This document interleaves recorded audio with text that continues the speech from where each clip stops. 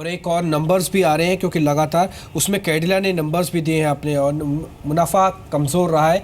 Actually मुनाफा था 380 करोड़ रुपए के आसपास आने का, लेकिन आया 282 करोड़ है, तो अनुमान से बेहद कमज़ोर आंकड़े, इसलिए आप 7% की गिरावट एकदम से शेयर में देख रहे हैं। ऑल्दो ये डिफेंसिव है, लेकिन उसके बावजूद ये नंबर कैसे ख़राब आते हैं और पनिशमेंट कैसे दी जाती है मार्केट ही आपको सिखाता हुआ। करीब 7% की गिरावट और अब 8% की गिरावट कैडिला के अंदर हो चुके हैं, तो नंबर्स बेहद कमज़ोर हैं। सेल्स भी उम्मीद के मुताबिक नहीं रही हैं और अबीटा भी यहाँ पे थोड़ा सा दबाव में आ रहा है। तो सभी नंबर्स मतलब सेगमेंट टू सेगमेंट आप देखें तो नंबर्स ख़राब थे, इसलिए लगातार दिन के निचले इस तरफ की तरफ लौटता हुआ।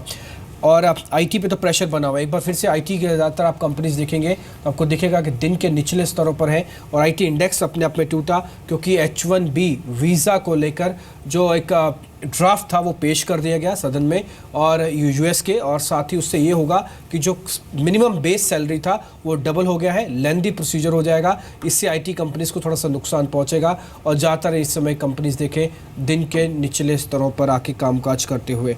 तो मार्केट्स के अंदर रिएक्शन मिल रहा है, जैसे जैसे खबर आ रही है वैसे वैसे ही प्ले देखने को मिल रहा है और आईटी इंडेक्स आपके सामने करीब 4-4.5% की गिरावट के साथ ट्रेड करते हुए। सोमपाल शास्त्री जी हमारे साथ बने हुए हैं क्योंकि एग्रीकल्चर इस बार का बजट का फोकस रहने वाला है और काफ़ी अनाउंसमेंट भी सुन सकते हैं। सर, कृषि लोन को लेकर एक और सुगबुगाहट है इस बार के बजट के अंदर कि सरकार इसमें थोड़ा और सिंप्लीफिकेशन करेगी और जो लोन का दर्द होता था यूजुअली माफ़ करने वाला जो स्टेट सब्जेक्ट हो जाते थे, चुनावों में बड़ा इस्तेमाल भी होता है, हम किसानों के कर्ज माफ़ कर देंगे। इस बार को लगता है कि किसान को का शायद कर्ज माफ़ करने की बजाय सरकार ये कहे कि आप जल्दी लोन दे दीजिए, पैसा चुका दीजिए, हम आपको सब्सिडाइज कर देंगे, जो पिछली बार भी था। शायद इसको थोड़ा और एक्सटेंड कर दिया जाए, उसको और ज़्यादा क्लासीफाई और सिंप्लीफाई कर दिया जाए। देखिए, ये जो कहानी है लोन देने की और लोन वेवर की और लोन में सब्सिडी देने की, मेरी मान्यता ये है कि जो बैंकिंग व्यवस्था से यानी औपचारिक संस्थागत जो ऋण होता है, जो शायद अभी संपर्क नहीं हो पाएगा लेकिन इस बार जैसे मैं शुरुआत में आपके सामने कह रहे हैं कि एग्रीकल्चर और एक दूसरा हिस्सा होगा वो है टैक्सेस का, जिसमें सेल्स और इनकम टैक्स दोनों ही बहुत इंपॉर्टेंट है। किशन जी, मेरे को एक और चीज़ आपसे समझनी है, ये अगर जीएसटी लागू होने वाला है जिसको 1 जुलाई से लागू हो जाएगा, अभी सरकार जो भी करेगी वो 1 अप्रैल से तो नोटिफाइड होगा, सिर्फ 2 महीने का समय रह जाएगा। उसके बाद तो आपको जीएसटी वाले नॉर्म्स के साथ चले जाना है, जिसमें 5, 12, 18 और 24% के स्लैब आ जाएंगे। आपको लगता है कि इस बार बजट में जो सीधा इनडायरेक्ट टैक्सेस है उस पर शायद ज़्यादा छेड़छाड़ हो भी ना सरकार, क्योंकि उसके लिए पूरी अलग पैरेलल इकोनॉमी में काम हो रहा है? आप बिल्कुल ठीक कह रहे हैं, इसमें 2 व्यूज़ बन सकते हैं। एक तो ये हो सकता है कि मान लीजिए अगर क्योंकि 2 महीने के बाद ऑलरेडी इमीडिएटली आफ्टर दैट और 1 जुलाई से एप्लीकेबल करना है, टिंकर करने की जरूरत नहीं, जो चल रहा है वो चलने दो, दैट इज़ वन अप्रोच। दूसरा ये हो सकता है अगर आप स्पेशली सर्विस टैक्स में देखें, over a period of time service tax was increase from 12% to 15%, क्योंकि जीएसटी की काफ़ी सालों से ये चल रहा था, इस साल आएगी, अगले साल आएगी, और गवर्नमेंट की कोशिश थी, तो वो एक तरह से उनको लग रहा था कि अगर सर्विस टैक्स की रेंज 18 के आसपास होगी तो उसको उस एरिया में लेकर आ जाएं कि उसके आसपास लेकर आ जाए। तो अगर अभी मुझे नहीं मालूम कि गवर्नमेंट ने रेट्स डिसाइड किए नहीं किए हैं, और रेट्स अगर 3 तरह के रेट्स हैं तो एक वन रेट नहीं होगा, बट सर्टनली कुछ लग्जरियस आइटम्स में अगर ज़्यादा रेट रखना चाहेगी, अगर वो चाहे कि जिससे ट्रांजिशन में लोगों को दिक्कत ना हो और एक माइंडसेट बन जाए कि ये रेट होने जा रहा है, तो हो सकता है कि कई चीज़ों पे इंडिकेटिवली वो उसी लाइन में अलाइन करने की कोशिश करे जो वो जीएसटी में सोच रही है कि लेकर आएगी। नहीं तो ज़्यादातर यही उम्मीद है कि जिस तरह का स्ट्रक्चर है उसी को मेंटेन करेगी और जो भी मेजर चेंजेस लाएंगे वो जीएसटी के थ्रू ही लेकर आएंगे। बिल्कुल। चलिए, खैर देखते हैं। इस बीच एक बार देख लेते हैं मार्केट को, करीब 65 पॉइंट्स नीचे है। निपुण, अगर ये बजट एक्सपेक्टेड लाइन पर आता है एंड कोई बहुत ड्रास्टिक चीज़ नहीं होती, इनफैक्ट जो इकोनॉमिक सर्वे की कुछ एक्सक्लूसिव कमेंट्री या फिर कमेंट्स हैं जो हमने आपको बताई, उसमें सर्वे में इनफैक्ट ये माना भी गया है कि जो डीमोनेटाइजेशन है उसके चलते there has been a bit of slow down as far as growth is concern. Also जो ऑयल कंपनीज से जो रेवेन्यू आता था सरकार को, उसमें थोड़ा डिप देखने को मिल सकता है। अब इससे एक इंडिकेशन मिलता है बेसिकली। हालांकि जो ट्रेडिशनल थियरी है कि जो सर्वे इकोनॉमिक सर्वे होता है वो इकोनॉमिस्ट बनाते हैं और जो बजट होता है वो पॉलिटिशियन बनाते हैं, तो there is a bit of mismatch अक्सर जो दोनों में देखने को मिलता है। लेकिन if the budget is on expected lines और उसमें कोई अनपॉपुलर अनाउंसमेंट नहीं आती है, इंक्लूडिंग LTCG रिव्यू, तो इस मार्केट को आप यहाँ से और ऊपर जाता देख रहे हैं क्या?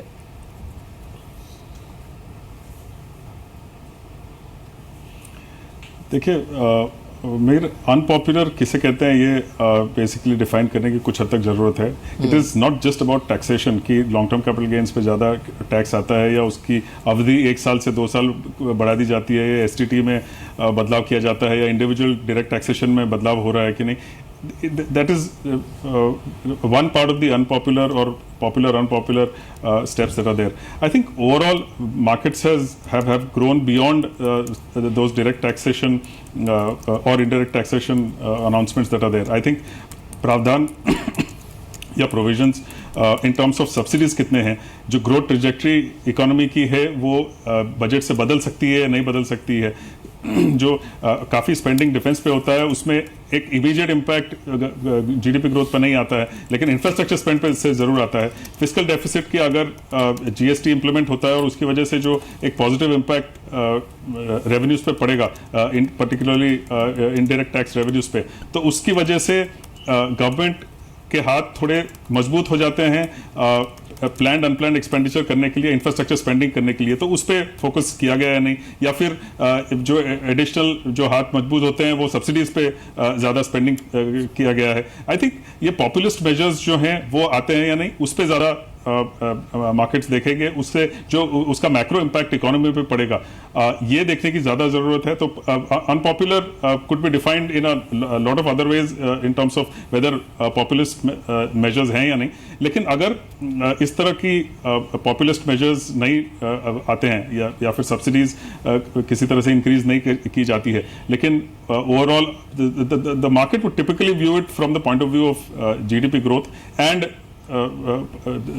what's the extent of populist measures that are there. लेकिन अगर इसमें less than expectations अगर इस तरह के negative measures आते हैं, I would think the markets would continue their upward momentum. I think जिस तरह से हमने कॉर्पोरेट सेक्टर को रीजनेबली स्ट्रॉन्ग वे देखा है after the despite the demonetisation impact, काफ़ी डिस्ट्रप्शन हुआ था, उसके बावजूद भी हमने जो जिस तरह के रिजल्ट्स देखे हैं, तो I think gradually now business confidence would undergo a change. Capex gradually हम इम्प्रूव होते हुए देखेंगे, क्रेडिट ग्रोथ इम्प्रूव होते हुए देखेंगे.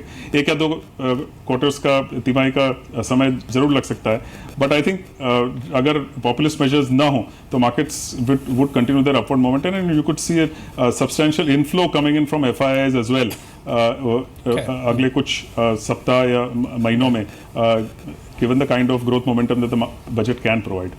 ठीक है. खैर इस समय आपको मार्केट्स पे भी ध्यान देना है क्योंकि थोड़ी देर में इकोनॉमिक सर्वे तो होगा ही, कल बजट भी है, लेकिन उससे ठीक पहले जो US में हो रहा है उसका इम्पैक्ट इंडिया तक आ रहा है. और IT इंडेक्स, निफ्टी का IT इंडेक्स करीब 4% नीचे है. आपको पता होना चाहिए कि जो ये चीज़ें हुई हैं जिसमें मिनिमम वेज सैलरी जो है वो डॉलर टर्म्स में 1,30,000 तक पहुंच जाएगी, ऑलमोस्ट डबल है, जिससे कि IT कंपनीज को नुकसान. आप इन्फोसिस देखिए, आप करीब 4% की गिरावट के साथ ट्रेड कर रहा है.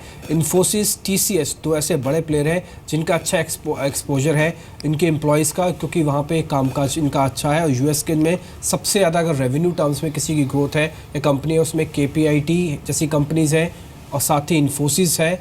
HCL टेक का अच्छा रेवेन्यू है.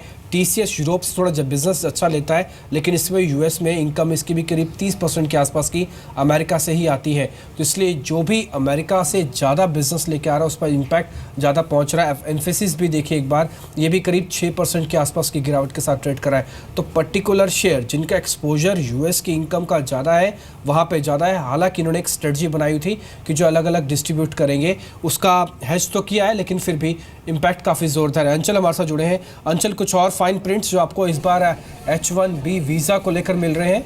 बिल्कुल, देखिए डिम्पी, पहले तो एक बात काफ़ी क्लियर हो गई है. जो नया ड्राफ्ट है उसमें एक प्रावधान ये रखा गया है कि अगर आपको हायर करना है किसी आउटबाउंड एम्प्लॉई को और उसे वीज़ा कॉस्ट देकर US में काम कराना है, तो उस एम्प्लॉय की जो कॉस्ट होगी वो वहाँ पे काम कर रहे कर्मचारी से या वहाँ पे हायर किए गए कर्मचारी से ज़्यादा होनी चाहिए।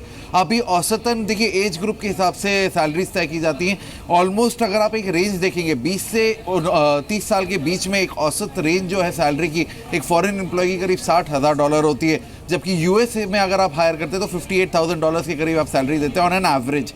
लेकिन अब जो नया प्रावधान आ रहा है 1.3 लाख डॉलर का जो सैलरी प्रावधान आ रहा है वो कहीं ना कहीं डेंट डालता हुआ दिखेगा। सारी बड़ी आईटी कंपनियां, चाहे आप किसी भी कंपनी को देख लीजिए, देखिए करीब करीब इन्फोसिस का 66% कारोबार यूएसए, तो वहीं टीसीएस 54% रेवेन्यूज ड्राइव करता है यूएसए। तो ये सभी वो कंपनियां हैं जिनकी एक हैवी एम्प्लॉय हायरिंग होती है इंडिया से अपने एम्प्लॉयज़ को यूएस भेजते कामकाज के लिए। तो यहाँ पे अब दिक्कत आ जाएगी, अगर आपको अपने एम्प्लॉयज़ को इंडिया से भेजना है तो उनको हैवियर सैलरी पे भेजना होगा और उससे बेटर यही होगा कि वहाँ यूएस में हायरिंग की जाए। लेकिन ओवरनाइट आप यूएस में टीम्स खड़ी नहीं कर सकते, उसमें एक समय लगेगा। आपके ऑलरेडी पेंडिंग ऑर्डर्स चल रहे हैं, उनका एग्जीक्यूशन इम्प्लीमेंटेशन जारी है, तो कहीं ना कहीं जो ऑर्डर इम्प्लीमेंटेशन है वहाँ पे भी इशू आता हुआ दिखेगा। जो ऑर्डर्स से रेवेन्यू जनरेट हो रहे हैं वो क्वार्टर एक से 2 क्वार्टर डिले हो सकते हैं। तो ये एक trickle down effect, cascading effect across the board IT companies पे आता हुआ ठीक है, दिखेगा। मैं आपसे एक बार रेवेन्यू का आंकड़ा भी लूंगा, लेकिन इस बीच निपुण, जैसे कल टेलीकॉम को लेकर खबर आई और आज आईटी इनफैक्ट कंसोलिडेशन दिखा और री रेटिंग वाली सिचुएशन भी आ गई है। इस खबर के बाद क्या आईटी को री रेट करने की जरूरत है या फिर ये पहले से ही था इसलिए ज़्यादा री रेटिंग की जरूरत नहीं है, ये इमीडिएट इफेक्ट है, 2-3 दिन में सेटल हो जाएगा?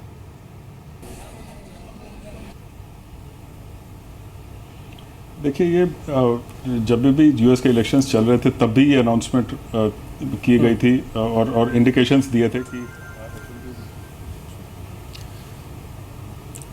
चलिए आपके पास लौट कर आते हैं। इस बीच मार्केट में जो प्रेशर है वो बना हुआ है ऑलमोस्ट 74 पॉइंट्स नीचे। तो मार्केट सर्वे ठीक प्रेजेंट होने से पहले इस समय अपने इंट्राडे लो पर ट्रेड कर रहा है। ऑब्वियसली लार्जेस्ट कंट्रीब्यूटर इसमें ये हम कल बात भी कर रहे थे, चिंता की IT कि है। प्रॉफिट बुकिंग मार्केट के अंदर आ जाए। थोड़ा होगा, वो रिस्क एवर्स तो रहेगा मार्केट थोड़ा, बिकॉज इस बार देखिए काफ़ी कुछ नया हो रहा है बजट में। लेकिन हमारे साथ गौरव भी हैं। गौरव, आपसे जानना चाहेंगे कि क्योंकि there are so many first associated with this budget, या रेलवे बजट नहीं होगा आपसे पेश, will be part of the main budget, और इनफैक्ट डीमोनेटाइजेशन के बाद का पहला बजट है। तो वो फाइनेंस मिनिस्टर को एक्चुअली काफ़ी सारी जगलरी करनी है।